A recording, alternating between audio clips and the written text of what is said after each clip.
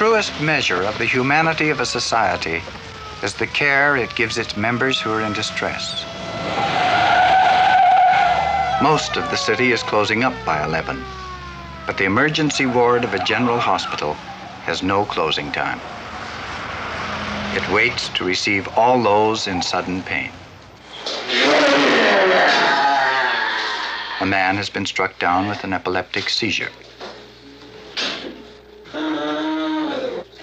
Epilepsy is an affliction suffered by some of the greatest men in history, a misery which he will not remember when he has slept and been cared for.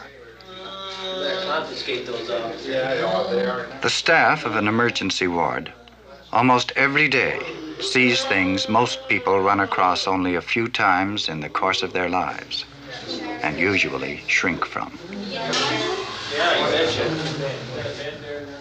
They meet emergencies, not just with sympathy, but with expert knowledge.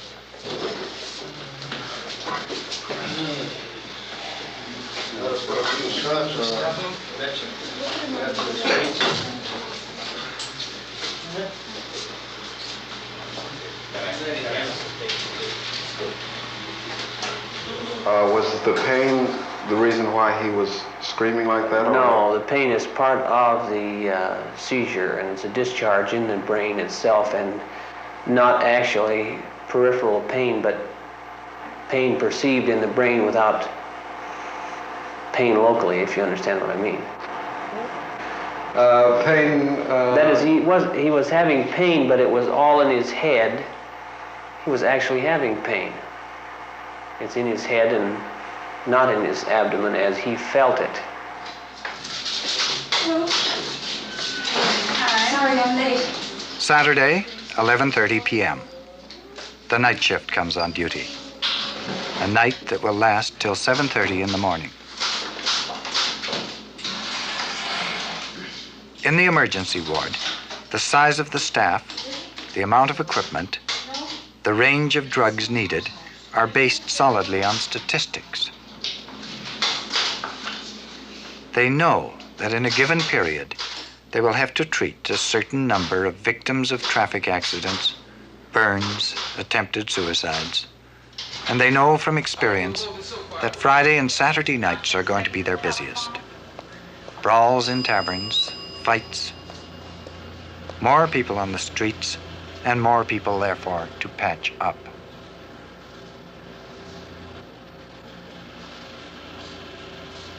Most cases are routine, some funny or touching, occasionally an appalling disaster, but for the most part routine. How does it feel? It's okay. It's all right?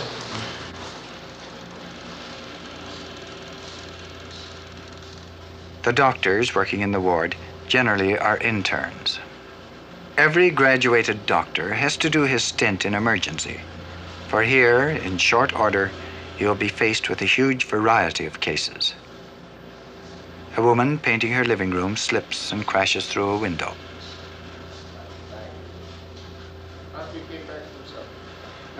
A man complains of pains which prove to be imaginary. At that time, when that pain started? Well, you started. No, I'm talking about your back right now. Did you twist your back or do something? A huge variety, demanding sometimes swift action, sometimes only patience and a degree of good humor. I've taken up a lot more than you have. You have? Well, you've Yes. been living longer than I have. You're damn right. It'll take a hell of a lot more for you to turn around and tell me what I should do and what I shouldn't do. I was just explaining to you. Don't explain anything. I don't need it. Well, can't you be reasonable? I could, Well, to why a don't certain you? extent. Well, why don't you? But why should I? Well, there are other Do you here. people? Do you people? Why? You're getting paid for it. We gotta pay for you. I was brought in here. I didn't ask to come in this bloody place. And don't tell me what you should do and what I shouldn't do. Because I've been 16 years in the darn nurse's aide. Mm-hmm. I know what I should do and what I shouldn't do. Midnight. For the moment, quiet. Nothing for the shift to do but wait. You aren't used to the city traffic, are you? I'm used to Omaha traffic at 5 I'm o'clock. scared to death of it, being used to driving on country roads. Sometimes going 20 or 30 miles not seeing a car.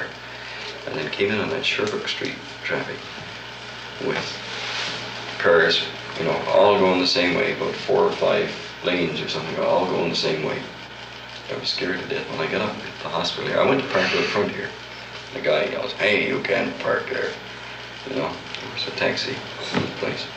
So I drove out of there and I went up and I asked the doorman, and, "Where can I park?" "Up behind." So I thought, my God, this is rough treatment.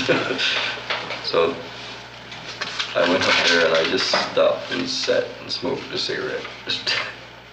Would you rather work in some other part of the hospital? No, I prefer casualty. Why? Because it's more active, for one thing. And again, there's the endless variety, which I like.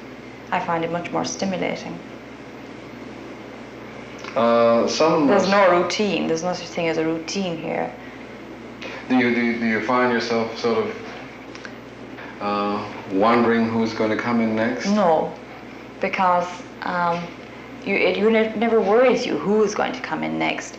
First of all, here in a casualty department like this, we're equipped for everything, the worst that could happen, almost.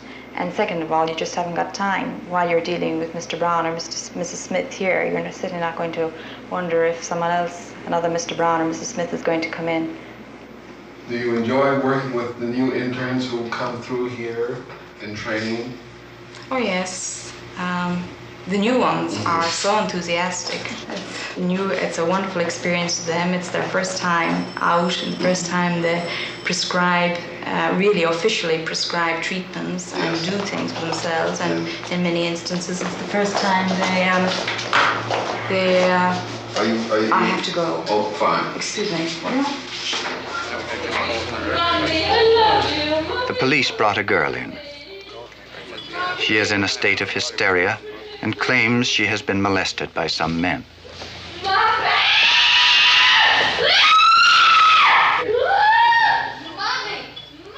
She will be given sedation, and when she has calmed down, her story will be checked by the police. It may be that she is only hysterical. Emergency knows that from everywhere, the city will bring to its doors its burden of trouble and pain. Around some of the slum areas there in the city, and they are bad, some of them, very bad.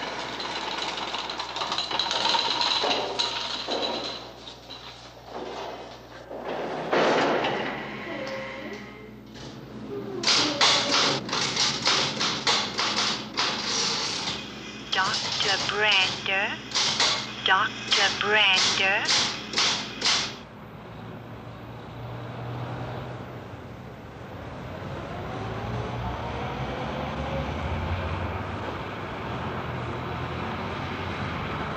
The city below, which for 1 million human beings is home and security, for some is a pit of loneliness. And some of the lonely and ill keep returning to emergency as though it were the one firm center in a bewildering, incomprehensible world.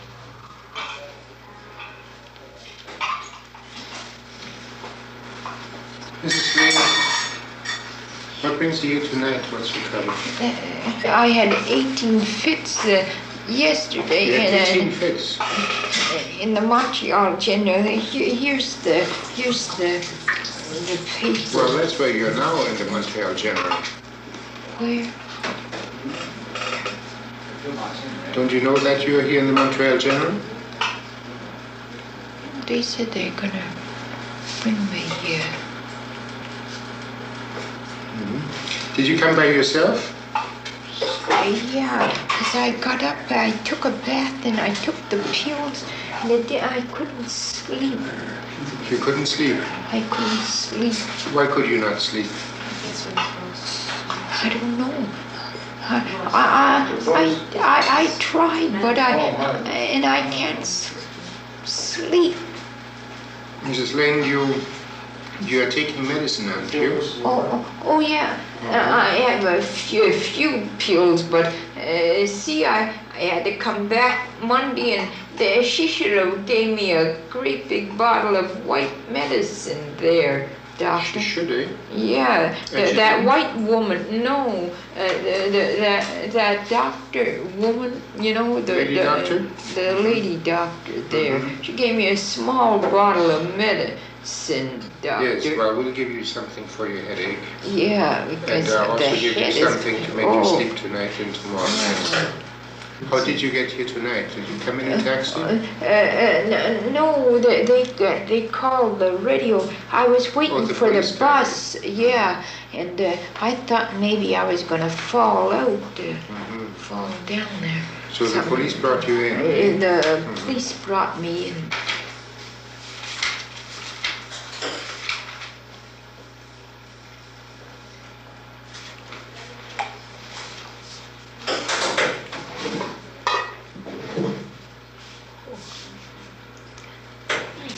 Anything, it just, just the head just hurts. I don't know what to do. Does it feel better? I hope it does. Oh, sure. I hope it does. Well, you'll feel better after these pills. All right, then. And you have your sleeping medicine tonight. Yeah, all right, okay? then, doctor. All right, then. Oh.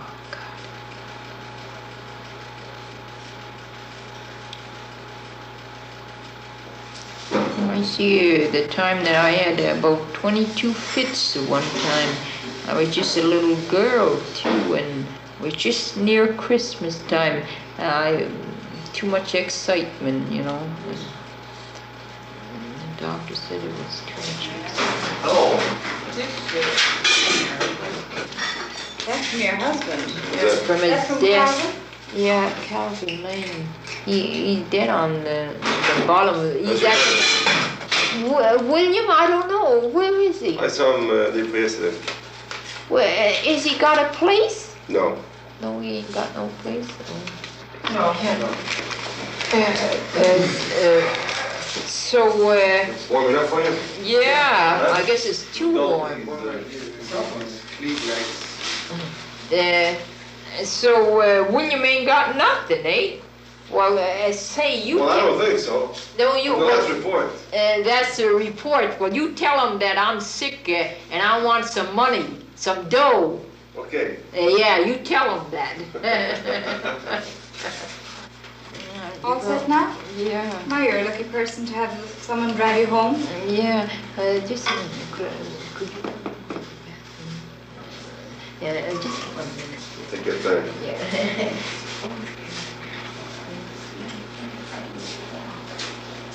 It's all right. You know where this doctor?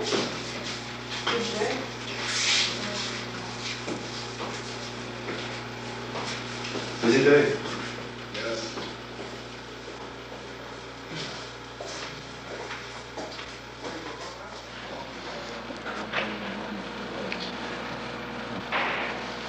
Do you have many lonely patients coming into the ward? Into this ward? Yes. Very many. I suppose Montreal is a place for lonely patients. Any big city is. And even people who have family or lead, or for their neighbors at least, respectable or acceptable family life. Many of them are essentially very lonely. The undercurrents in many families, tensions, disagreements, jealousies, insecurity. And these people need moral support from an outside source. Something old. Yes, something new. Something old, something new. In the quiet moments, time for ordinary things. Time for Nurse O'Reilly to gossip about her forthcoming wedding. Tell me, are you nervous getting married? I'm not nervous, but Be glad when it's I think it's a very important, it's a very big decision to make. Oh, I think so and, too. Once you're married, and that's it. Have you got any advice that you could give me? I'm very glad. Probably tell me to hold my temper. Oh, well, you'll do that all right. Oh, I don't. Not all that often. Not as often as I should. No, Have you well. far, really? No, married life is 50-50. That's all. You just have to give and take. That's what I always thought. That's true. And I mean, that's the way it works out, I think. Sometimes you get awfully provoked, but still. It's what you make it, I guess. That's true. That's true. If you're a doctor, I'm the patient. I just want to try to tell well, you let's something. get in the office. Get in the office and... You don't go anywhere well, look, unless I invite you to come in. Well, you're the doctor, that's good. Yes, I know that. Now, don't kid me. And what are you going to do about this thing? I don't know what I can do. There's no injury as far as I can see. Well, it hurts me. I'm the patient. Yeah, I know that. But if it needs any thorough investigation, it has to be done during the week at the clinic. Well, what happens if I go out and cut my head off? Would you help me?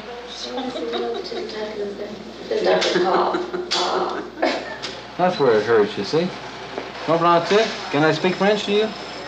I don't think we're coming clear. I'd like you to have your hand looked at in daytime in the clinic. Casualty? All right, thank you. 13 minutes after midnight. Police call. Coroners St. Catherine and Guy.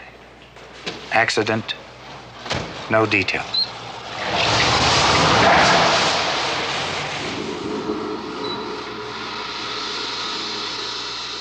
Emergency is prepared for almost anything.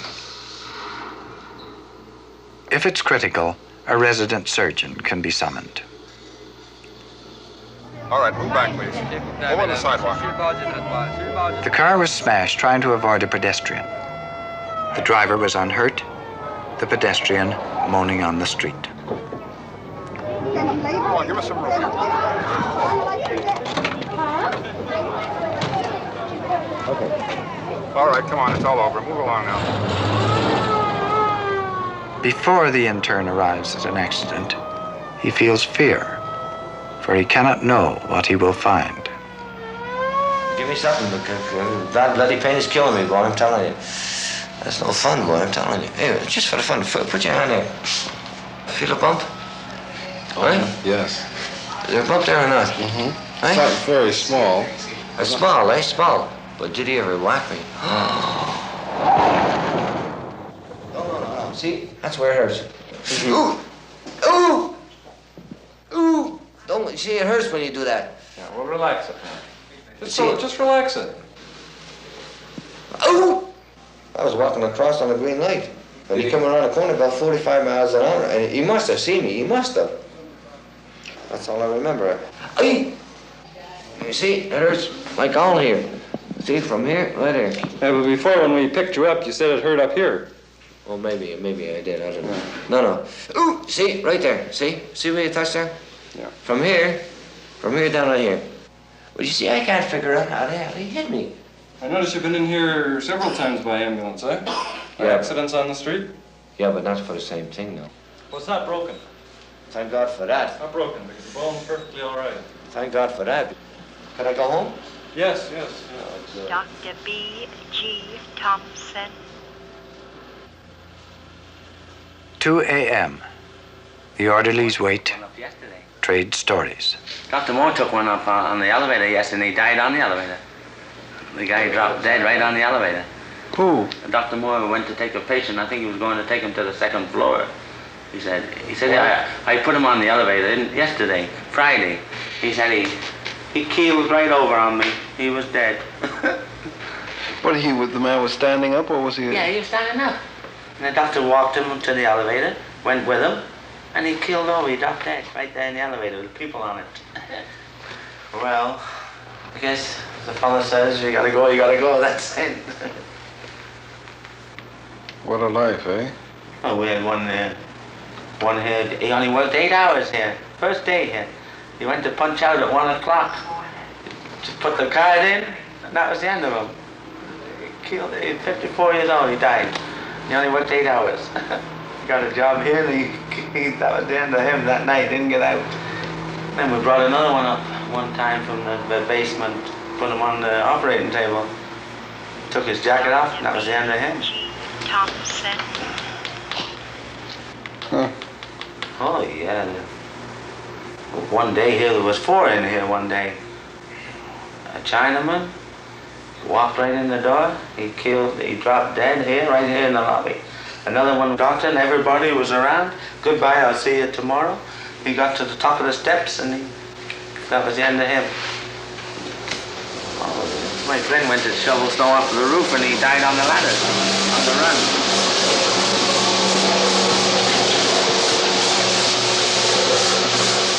Routine, most of it.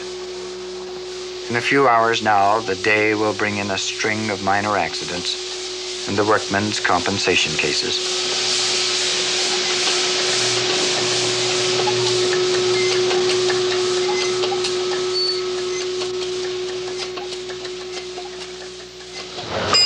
Dr. Arnold Jones, urgent.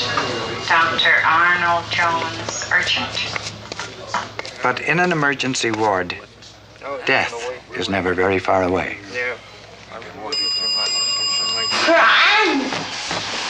Second all, I think. Just swallow, ma'am.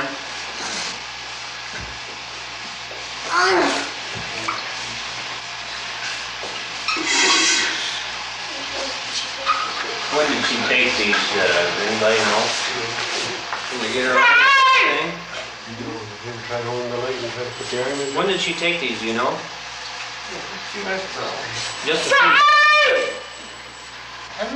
This woman took a fatal dose of sleeping pills, but even in her despair, the will to live still flickered.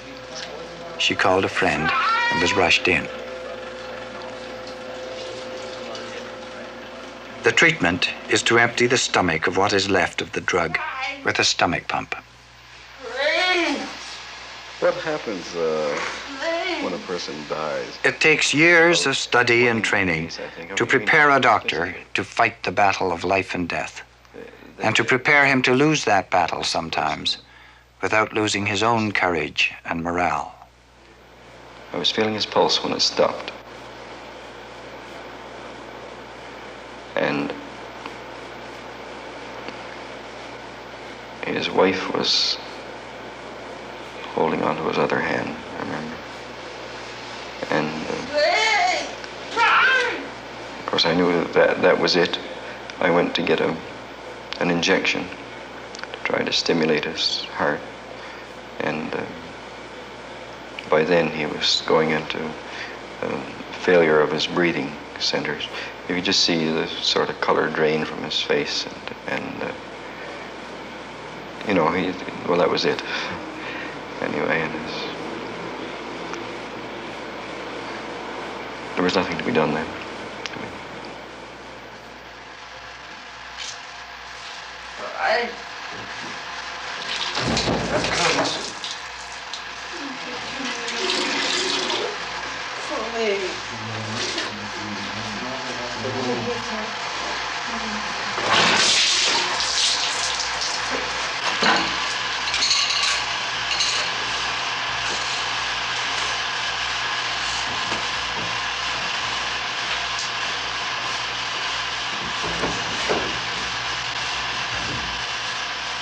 Okay, she'll be fine now. We'll take her in and start an IV and give her a little oxygen and give her some caffeine so we can get through.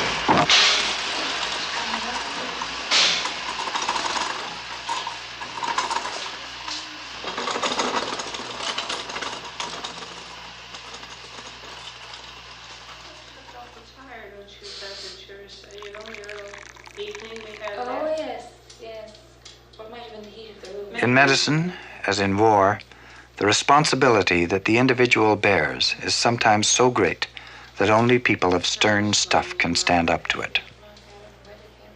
How do you feel about making mistakes in relation to people, sometimes involving their lives?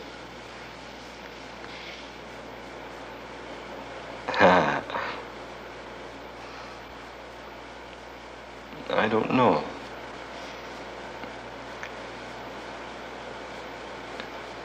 You do your darndest not to make any mistakes. What kind of childhood did you have? Very happy one. It was always meeting up with a bunch of new school kids, and getting in the go of things there, and then being there for a year, and then moving on someplace else. It was until I was around 12, and then we moved to a farm. I think probably that may have had something to do with going into medicine.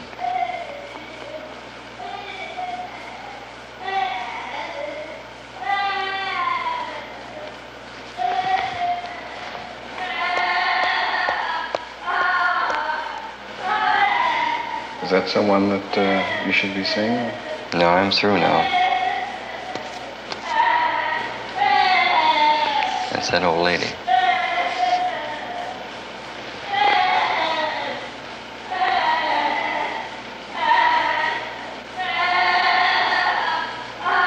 What's the matter with her? I don't know. She came in with a... They phoned an outside doctor phoned the hospital, and the ambulance went, picked the patient up, and then the relatives didn't stay, and we couldn't get a history from her. Yeah. So there's no history to go by, and the woman won't talk. She only mumbles a little bit. So what can you do? Why did her relatives leave? I don't know. It seemed like a case of dumping. You know, I mean, leaving. That's what it almost seemed like. I mean, that they brought her here and then left, disappeared, and we have no idea, you know, what the complaint is. Or you said dumping? You mean that they just don't want the responsibility? They don't want the mother looking after her, I think. You know, that's what it would seem like anyway. You'd think people would have more concern than that. Does that happen from time to time here? That happens all over, I think. That there are certain situations that a family get into that they don't want to look after a relative, and they'll maybe pull a stunt like that. It's pretty rough.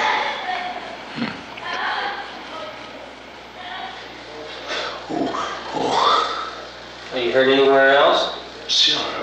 Just here, eh? A night watchman fell off a ladder and cracked a rib. Sprains, cuts, abrasions. Only 2 more hours and time for another shift to come on duty.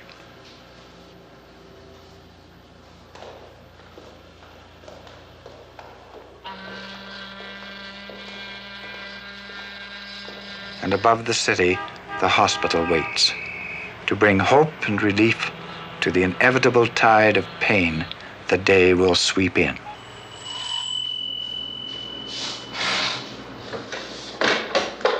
Casualties, Mrs. Barr?